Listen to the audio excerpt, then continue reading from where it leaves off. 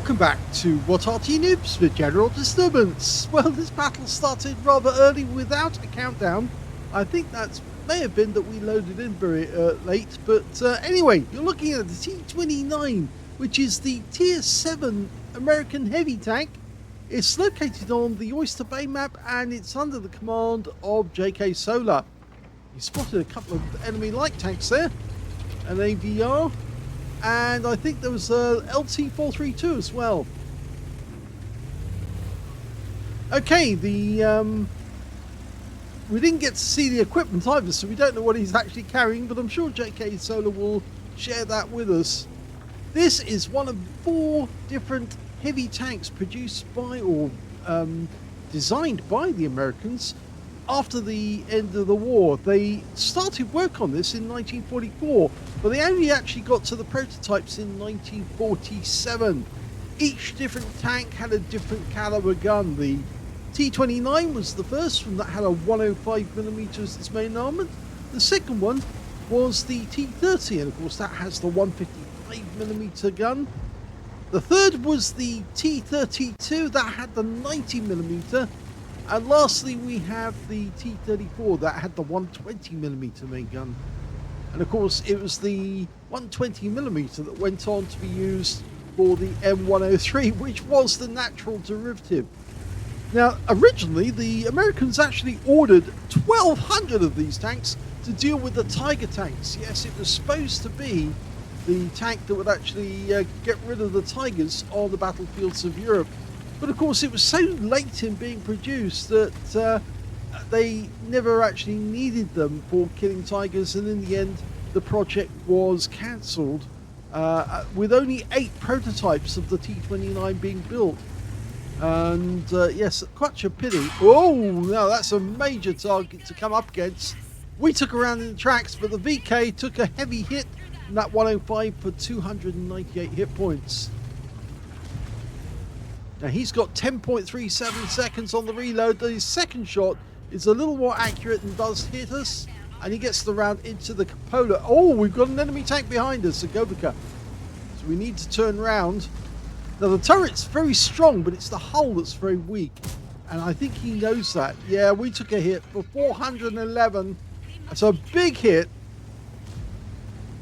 So we're going to have to deal with the Govica first. Instead, we've got the 105mm. It's capable of 320 alpha, 198mm pen with standard rounds. With the premium rounds, it's actually capable of 245mm. So it'll literally carve through most metal. Yeah, he pumps one into the Govica. The Govica's gone. So he's got his first kill. So yes, in fact, actually, even though they said the prototype came in 1947, there are also reports that 2 were built by the end of World War II. I'm not absolutely sure that that was true, but there is certainly one at the Fort Benning, which actually is now Fort Moore. They do actually have one of these tanks. So we're starting to receive fire from other directions from behind us. And he's gone to tunnel vision here, which is not always advisable. You should actually try and stay in the 3D, yes, like this, and aim with in third person. Just try and put the cursor on the target exactly where you want the shell to go. Okay, does get one more shot to kill the Tiger P, and he'll have his 3rd kill. He's already got rid of the Gonzalo as well as the Govica. Just needs to, but that's better. Yes, 3 kills now. You can see quite a few rounds have bounced off, even if they're the rear of the turret. The turrets are incredibly strong. It's the hull that was fairly weak, actually. Now, the ears on this thing are the coincidence rangefinder, which basically accurately works out how far away the enemy is. And this VK poked out once too often. He thought he could get a shot on us, and he didn't. And we got spotted from the other side as well. So 4 kills now for JK. He is leading the scores on both teams, actually. And I think he's waiting to see who's going to come around the corner. Oh, it's a Waffenträger, and we just took a massive hit from that guy. What we need to do now is load the HE, and in fact, that's exactly what he's done, because the HE will really cripple him, but the Waffenträger has reloaded rather, and Even though we get hit and taken out, the Waffenträger gets taken out immediately afterwards as well. And so, yes, he managed to fire just around the corner and got around straight through us. Tier 9 tank destroyer takes on Tier 7 heavy, and the Tier 9 tank destroyer comes off okay. But our Waffenträger actually took care of theirs, I believe. So, in the end, it worked out symmetric. There's only 2 enemy tanks remaining, a Leopard prototype and a Units 14-5. And we haven't switched to the other vehicle yet, but it won't take long. In fact, they're now down to just the Leopard prototype. So this game is going to be over fairly quickly. It was the experience that gained on actually making these prototypes, which then led to the M103, which was mass produced. And the game is over. They've won.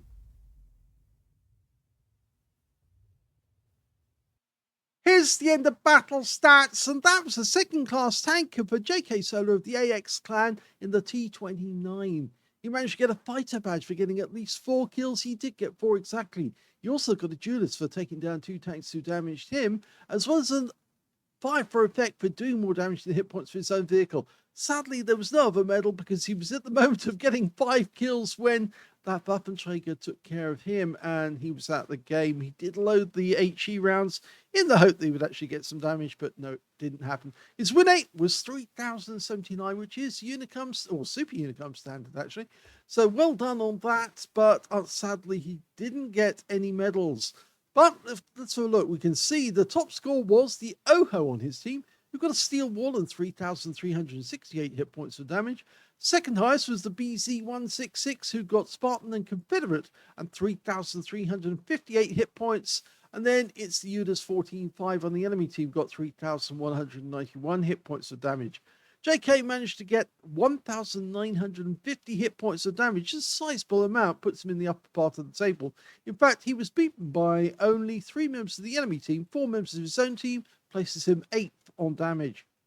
When it came to kills, though, he's top scorer. He's got 4 kills. The next highest was the Waffenträger, got 3 kills. And then we've got a whole bunch of players with 2 kills. The AMX 5100, the T43, who also got a Leather Slaves medal, and the Steel Waffenträger, who got 2. And on the enemy team, the Udas 14-5 and the Leopard prototype both got 2 kills apiece. And we can see, yes, actually, I was looking at all these medals, lots of medals earned by his team. And when it came to base XP, we can see the Oho just beat JK because he got 1,120. JK got 1,017. Now, that was mostly down to the fact that he was tier 7 and he was taking on higher tier opponents. But with the Oho, it's that he did a huge amount of damage to get the high caliber, not the high caliber, but the highest damage. He didn't get 20% of the enemy hit pool. That's why he didn't get the high caliber.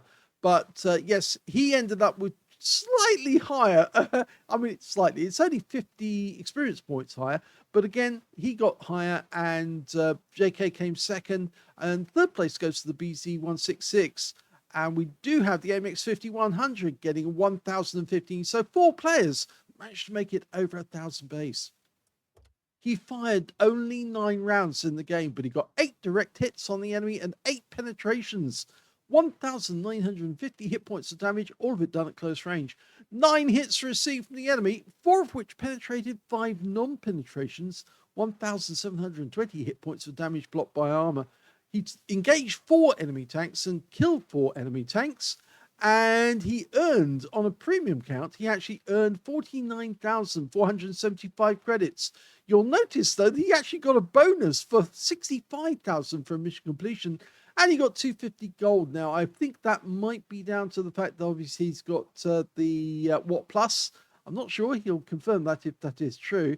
But you do get 250 gold each day when you play with Watt Plus. So that might be why he's got that. You can see he's got heavy ammunition costs because, of course, he was using premium ammo.